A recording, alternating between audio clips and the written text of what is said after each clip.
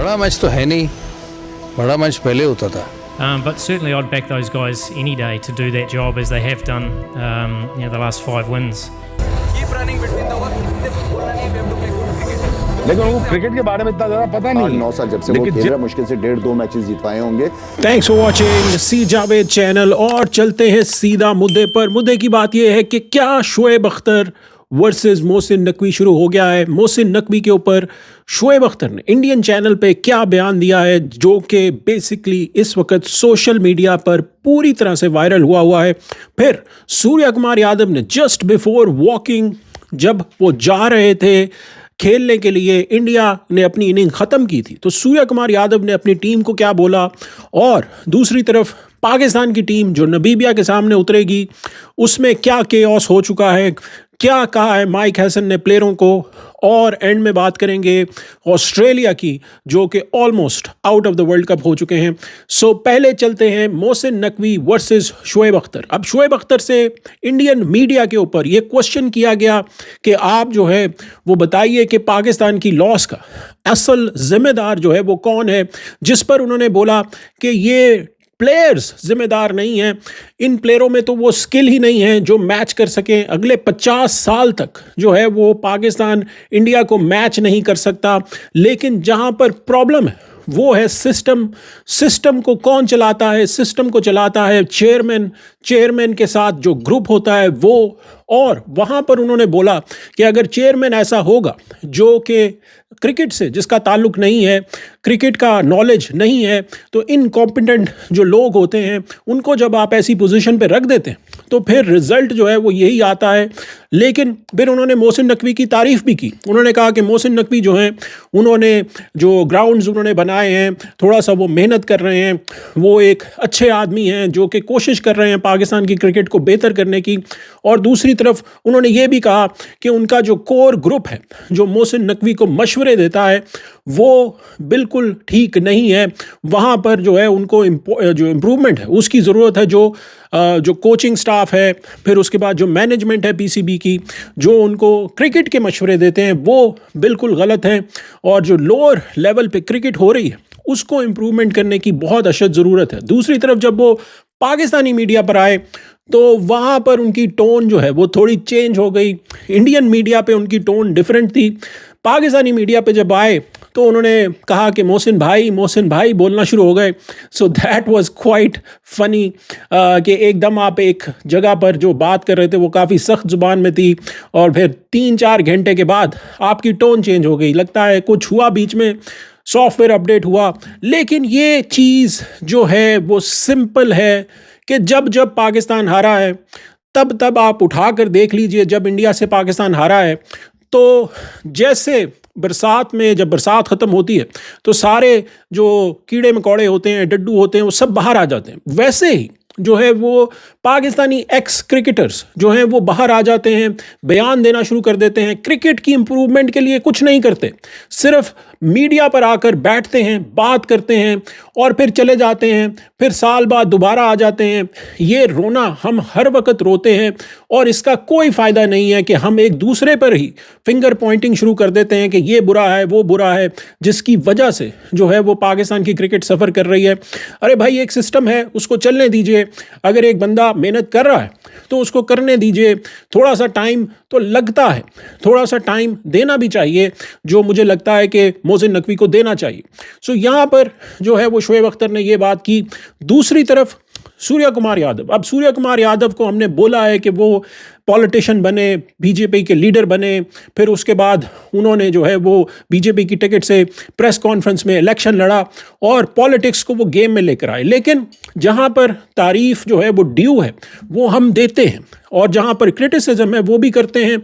जो तारीफ़ है वो ये है कि जस्ट जैसे ही पाकिस्तान की इनिंग जो शुरू होने वाली थी उससे पहले सूर्य कुमार यादव ने जो एक हडल होती है प्लेयरों की, उस हडल में जो है वो प्लेयरों को बोला कि आप में से कोई भी किसी भी प्लेयर को वहाँ पर कोई बातें नहीं करेगा, कोई बात नहीं करेगा, कोई गाली नहीं देगा, सिर्फ और सिर्फ स्किल के ऊपर आपने ये मैच जीतना है। कोई किसी किस्म की पॉलिटिक्स नहीं करेगा, कोई इशारे नहीं करेगा। So that was a good sign. Finally sense is prevailing कि आप जो पॉलिटिक्स है उसको दूर रख रहे हैं। और हमने देखा भी जैसे जैसे इंडिया विकेटें लेता रहा पाकिस्तानी प्लेयरों की, कोई ऐसा साइन हमें देखने को नहीं मिला। ना बुमराह ने जब सैम अयूब को आउट किया तो उन्होंने वो जो प्लेन गिराने वाला एक सिग्नल किया था वो भी नहीं हुआ। फिर जब हार्दिक पांड्या ने जो साहबजादा फरहान थे उनको आउट किया, वो चल के ज़रूर गए लेकिन कोई किसी किस्म का साइन नहीं किया। जब इंडिया मैच जीता तो उसके बाद भी कोई किसी किस्म की ऐसी हरकत नहीं हुई जिसको आप कहें कि यार ये गलत हुआ है। इवन जब अक्षर Patel post match press conference में भी आए तो उनसे भी जब इस तरह के क्वेश्चंस हुए कि ये राइवलरी है या नहीं है, या पाकिस्तान टीम के बारे में उनका क्या ख्याल है, तो उन्होंने सीधा जवाब दिया कि एक टीम खेलने आई थी, वो हमारी ऑपोजिशन है, हम उसी के मुताबिक तैयारी करते हैं, एक match one match at a time जो है हम चलते हैं। इस दफ़ा पाकिस्तान था, अगली दफ़ा कोई और ऑपोजिशन होगी। यानी कि बिल्कुल क्लियर क्रिकेटिंग लैंग्वेज में बात की। सो यहाँ पर तारीफ बनती है इंडियन कैप्टन सूर्य कुमार यादव की कि जो उन्होंने बात की और अपने प्लेयरों को समझाया, that is a good sign. और पाकिस्तान की तरफ से भी हमें कुछ ऐसा देखने को नहीं मिला। सिर्फ जो हैंडशेक नहीं हुआ था वो definitely needs to come back into this Pakistan India rivalry, और हैंडशेक होना चाहिए।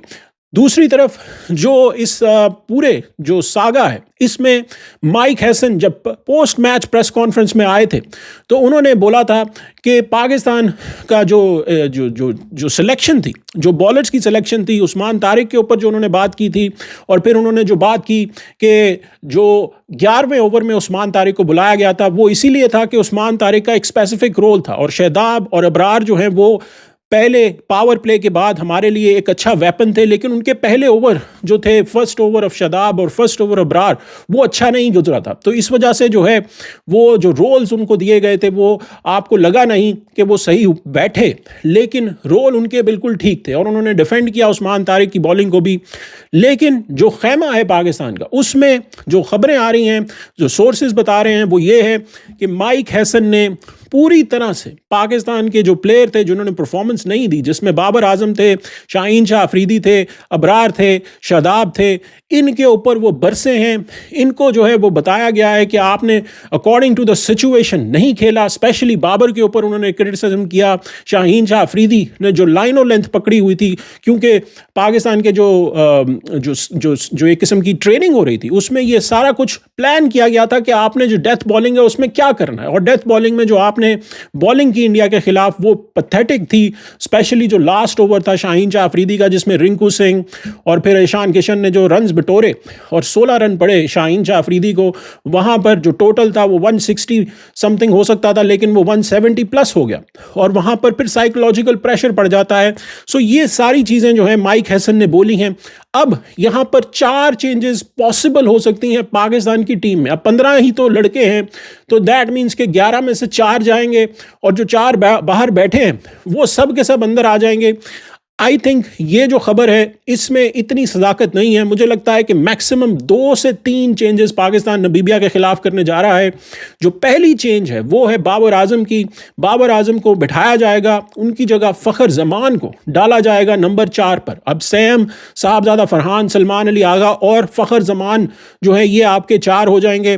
फिर उसके बाद जो नीचे हैं वहाँ पर जो है नवाज़ और शादाब और फ़हीम अशरफ, ये जो 3 आपके पास ऑलराउंडर हैं, इसमें से शादाब के ऊपर बात हो रही है कि उनको बिठाकर या तो एक एक्स्ट्रा बॉलर खिलाया जाएगा, यानी कि एक्स्ट्रा पेसर जो है वो डाला जाएगा सलमान अली मिर्ज़ा, या फिर ख्वाजा नाफे को डाला जाएगा शादाब की जगह। बिकॉज पिछले मैच में भी शादाब ने 1 ही ओवर करवाया था जिसमें उनको 17 रन पड़े थे, और 5 स्पिनर तो ऑलरेडी हैं पाकिस्तान के पास, यानी अबरार हैं आपके पास, उस्मान है, फिर सलमान अली आगा ने भी बॉल डाली, फिर सैम है।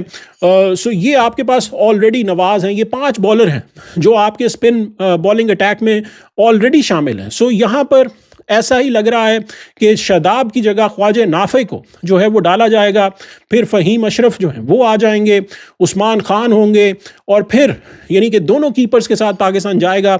और उसके बाद फिर आपके पास जो है नीचे नसीम शाह जो है उनको शायद डाला जाए, या फिर सलमान अली मिर्ज़ा, इन दोनों में से कोई एक आएगा शाहीन शाह अफरीदी की जगह, और फिर अबरार और Usman Tariq. This will be the lineup that will be going in against नबीबिया। नबीबिया के खिलाफ पाकिस्तान को मैच जीतना है, या फिर अगर बारिश से मैच धुल जाता है तब भी पाकिस्तान जो है क्वालिफाई कर जाएगा सुपर 8 के लिए। लेकिन एक ही सिचुएशन है कि पाकिस्तान वर्ल्ड कप से बाहर हो जाएगा अगेंस्ट नबीबिया, वो ये है कि अगर नबीबिया पाकिस्तान को हरा दे। सो यहाँ पर कोई रन रेट का कोई सीन नहीं है, पॉइंट्स टेबल में सिंपल गेम है, पाकिस्तान को जीतना है या मैच धुल जाए। तो दोनों सिचुएशंस में पाकिस्तान जो है क्वालिफाई करेगा, अगर हारेगा तो बाहर हो जाएगा। So let's see how Pakistan perform. यहाँ पे जो सबसे बड़ी ब्रेकिंग न्यूज़ आई वो ये आई कि ऑस्ट्रेलिया का पत्ता कट गया। ऑस्ट्रेलिया जो है उसके ऊपर जो है वो श्रीलंका ने कंप्लीटली डिमोलिश कर दिया उनको अपनी होम ग्राउंड सिचुएशन में। 181 ऑस्ट्रेलिया ने किया, जहां पर एक स्टेज पर पहले 50 बॉलों पर 100 रन बन चुके थे ऑस्ट्रेलिया के। मिच मार्श वापस आए, ट्रेविस हेड, उन दोनों ने कमाल की जो स्टार्ट था वो ऑस्ट्रेलिया को दिया, लेकिन फिर श्रीलंका ने खींचा और आखिर की जो 70 बॉलें थी उसमें 77 रन्स बने और Australia only ended up with 181। और फिर जब श्रीलंका ने चेस किया तो निसांका, उन्होंने सेंचुरी बनाई। इन्होंने जो एशिया कप हुआ था उसमें इंडिया के खिलाफ भी 58 बॉल की सेंचुरी बनाई थी और यहाँ पर भी कमाल की सेंचुरी जो है 52 बॉल्स में बनाई। Australia is on the brink. अब ऑस्ट्रेलिया जो है, जैसे मिच मार्श ने कहा कि it's Australia is on the lap of God right now, कि अब जो है वो देखा जाएगा कि बाकी टीमें क्या करती हैं, जिम्बाब्वे आयरलैंड के मैच में क्या होता है और जो श्रीलंका है वो क्या करता है। क्योंकि जो सिनेरियो है वो ये है कि अगर अब ऑस्ट्रेलिया के पास 2 पॉइंट हैं, आखिरी गेम है ओमान के खिलाफ। सो अगर ओमान के खिलाफ ऑस्ट्रेलिया जो है वो जीतता है, बड़े मार्जिन से जीतता है, तो ऑस्ट्रेलिया के हो जाएंगे 4 पॉइंट। श्रीलंका ऑलरेडी क्वालिफाई कर चुका है सुपर 8 के लिए, सो उनको कोई वरी नहीं है। आयरलैंड और जिम्बाब्वे, उन दोनों का जो मैच है उसमें अगर आयरलैंड जिम्बाब्वे को हरा देता है तो फिर आयरलैंड के 2 पॉइंट मिल जाएंगे, जिम्बाब्वे के 4 ही रहेंगे। और जो लास्ट गेम है श्रीलंका की वर्सेस जिम्बाब्वे, अगर उसमें श्रीलंका जिम्बाब्वे को हरा देता है तो फिर जिम्बाब्वे के 4 पॉइंट ही रहेंगे, ऑस्ट्रेलिया के भी 4 पॉइंट हो जाएंगे और आयरलैंड के भी 4 पॉइंट्स हो जाएंगे, जिसमें जो है फिर आ जाएगा रन रेट के ऊपर गेम, जिसकी वजह से ओमान के खिलाफ ऑस्ट्रेलिया को जो है वो बड़े मार्जिन से जीतना है। So then there is a glimmer of hope. लेकिन ऑस्ट्रेलिया की जो पैथेटिक परफॉर्मेंस रही है इस वर्ल्ड कप में, ये साफ जाहिर करती है कि they are not interested in T20 right now, और वो ज़्यादातर कोशिश करते हैं टेस्ट मैच पे कॉन्सेंट्रेट करने की, ODI पे कॉन्सेंट्रेट करने की। और इससे आपको वो जो 3-0 किया था पाकिस्तान ने, उसकी भी औकात समझ में आ गई है। यहाँ पर जिम्बाब्वे से ऑस्ट्रेलिया हार रहा है, श्रीलंका से हार रहा है, हालांकि श्रीलंका ने बहुत अच्छी परफॉर्मेंस दी है। सो इतना उछलना नहीं चाहिए था पाकिस्तान को 3-0 ऑस्ट्रेलिया को हराकर, बिकॉज वो वर्ल्ड कप में भी इंटरेस्टेड नहीं लगे और इंजरीज बहुत हुई हैं। मिच मार्श इंजर्ड रहे हैं पूरे वर्ल्ड कप में ऑलमोस्ट, फिर हेजलवुड बाहर हो गए, कमिंस बाहर हो गए, स्टीव स्मिथ को बुलाया गया है। स्पिन में ऑस्ट्रेलिया स्ट्रगल कर रहा है, सिर्फ जांपा है जो स्पिनर है, बाकी स्पिनर उनके पेस बैटरी जो है वो भी बिल्कुल डिप्लीटेड लग रही है। सो यहाँ पर इवन अगर ऑस्ट्रेलिया सुपर 8 में भी जाता है तो मुझे नहीं लगता कि वो कुछ कर पाएंगे यहाँ पर। सो होपफुली लेट्स सी कि क्या होता है ग्रुप में बी में। कमेंट सेक्शन में ज़रूर मेंशन कीजिएगा कि शोएब अख्तर को क्रिटिसिज्म डायरेक्टली करना चाहिए था मोहसिन नकवी पे या नहीं, और वीडियो को लाइक ज़रूर कीजिएगा, शेयर ज़रूर कीजिएगा। मिलते हैं अगली वीडियो में, तब तक के लिए इजाज़त दीजिए।